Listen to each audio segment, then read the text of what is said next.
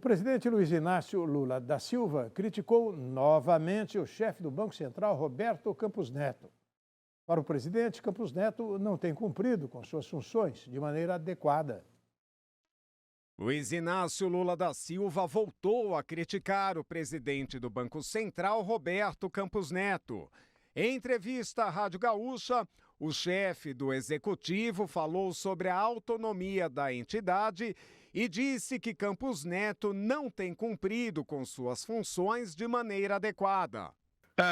O Senado, quando aprovou a autonomia do Banco Central, ele estabeleceu alguns critérios para que o Banco Central seja autônomo. Um deles é cuidar da inflação, outro é cuidar do crescimento e cuidar do emprego. E ele, até agora, tem cuidado pouco, porque ele estabeleceu uma meta que, pelo fato dele não atingir, ele aumentou o juro de forma exagerada. Não existe hoje nenhuma explicação econômica, sociológica, filosófica, do que você quiser pensar, para que a taxa de juros esteja a 13,75, porque nós não temos inflação de demanda. Em outro trecho, Lula questionou a quem Campos Neto quer agradar com a taxa de juros a 13,75%. O Senado tem responsabilidade, porque foi o Senado que indicou e elegeu, aceitou a indicação do ex-presidente e indicou o presidente do Banco Central. Quando era o presidente que indicava, o presidente tirava ou colocava. Eu lembro que o Fernando Henrique Cardoso tirou uns 2 ou 3 presidentes do Banco Central. Outros presidentes tiravam.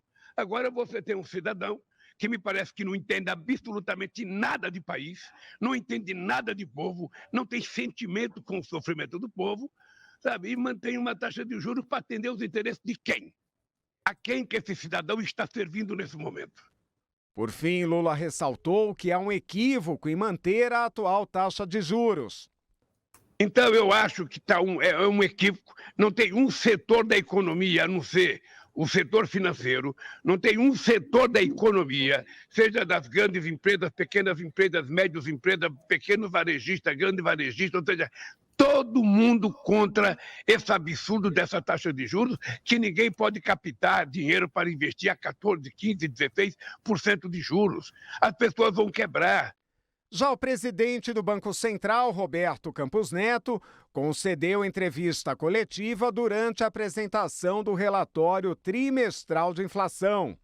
Em sua fala, ele disse que o comunicado do Comitê de Política Monetária, Copom, deixou a porta aberta para o corte da taxa básica.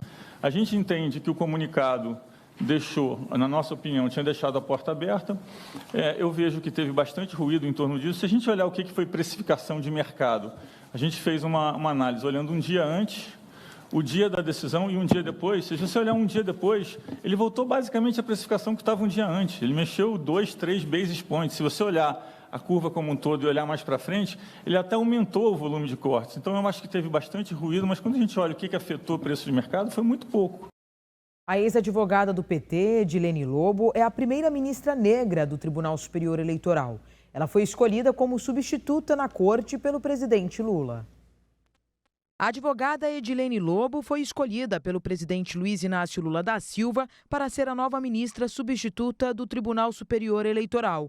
Ela é a primeira mulher negra da história a integrar a corte e vai ocupar a vaga do ministro André Ramos Tavares, que se tornou titular em maio. Sua nomeação foi anunciada pelo presidente do TSE, ministro Alexandre de Moraes. O presidente da República acabou de nomear a doutora Edilene Lobo como ministra substituta da Corte do Tribunal Superior Eleitoral. Edilene Lobo é doutora em Direito Processual pela Pontifícia Universidade Católica de Minas Gerais e mestre em Direito pela Universidade Federal de Minas Gerais. Já atuou como advogada do PT e foi escolhida por meio da lista tríplice aprovada pelo STF. Agora, cabe ao TSE marcar a data da posse.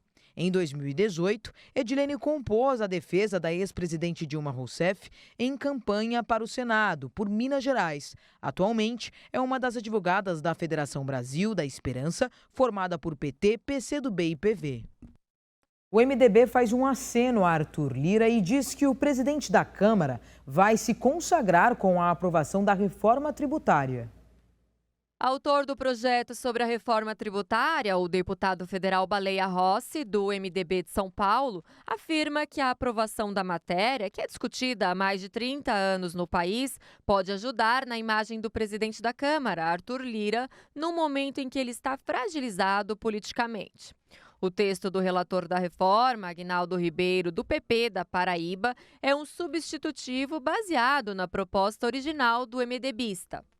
Lira está pressionado por investigações da Polícia Federal sobre suspeitas de desvios na compra de kits de robótica para prefeituras de Alagoas, que envolvem um de seus aliados mais próximos, Luciano Cavalcante. Segundo Baleia, a aprovação da reforma e as investigações contra o presidente da Câmara são questões separadas. O presidente nacional do MDB, Baleia Rossi, diz que o momento é muito propício para votar a matéria. Ele afirma ainda que é possível chegar a um acordo com relação aos trechos ainda controversos da reforma, como a criação de um fundo de desenvolvimento regional. O governo federal oferece 40 bilhões, enquanto os estados pleiteiam 75 bilhões. O ministro da Justiça, Flávio Dino, usou as redes sociais nesta quinta-feira para dizer que determinará a suspensão de perfis regionais da Polícia Federal e da Polícia Rodoviária Federal nas redes sociais, após as páginas das corporações serem invadidas por hackers. Na publicação, Flávio Dino disse determinar a suspensão dos perfis regionais para análise de segurança e que também será retirada do ar a postagem criminosa. Uma postagem em uma rede social oficial da Polícia Rodoviária Federal em Sergipe está pedindo doações para o ex-presidente Jair Bolsonaro por meio de chaves Pix. O post diz que a instituição decidiu colaborar com o ex-presidente e pede que aqueles que apoiam a causa façam doações. A publicação ainda traz um QR Code onde seria possível fazer a doação. Apesar disso, tanto a chave quanto o código não funcionam. A assessoria de comunicação da PRF informou que a página foi alvo de ataque hacker durante a madrugada e que todas as publicações feitas dentro desse período foram de origem criminosa. Nos últimos dias, aliados de Bolsonaro, como o deputado federal Nicolas Ferreira e o deputado Bruno Engler, pediram doações para ajudar o ex-presidente a pagar multas em processos judiciais que enfrenta. A publicação foi feita no mesmo dia em que o Tribunal Superior Eleitoral retomou o julgamento de Bolsonaro por abuso de poder político e uso indevido dos meios de comunicação, o que pode torná-lo inelegível. A ministra da Cultura, Margarete Menezes, esteve nesta quinta-feira na sede da Ordem dos Advogados do Brasil do Amapá. Durante a visita, falou sobre como estão as tratativas para investir no setor cultural por meio da Lei Paulo Gustavo e afirmou que o governo federal está empenhado em organizar a relação trabalhista do setor. Durante a visita, a ministra falou sobre como estão as tratativas para o repasse de 30 milhões para investir no setor cultural de todos os 16 municípios do estado por meio da Lei Paulo Gustavo e afirmou que o governo federal está empenhado em organizar a relação trabalhista do setor cultural. A Lei Paulo Gustavo foi sancionada no ano passado depois de resistência do governo Bolsonaro. A proposta foi batizada em homenagem ao ator e humorista que morreu em maio de 2021, vítima da Covid-19. Paulo Gustavo era um dos artistas mais populares do país e faleceu aos 42 anos. Ao todo, o governo federal fará o repasse de 3,8 bilhões de reais em recursos federais para todos os estados do Brasil. Em instantes, imprensa internacional reclama de declarações de Lula sobre comida servida em palácios europeus. E aqui no Brasil, pesquisa aponta que obesidade entre jovens aumenta 90% em apenas um ano. O Brasil News da Rede Brasil volta já.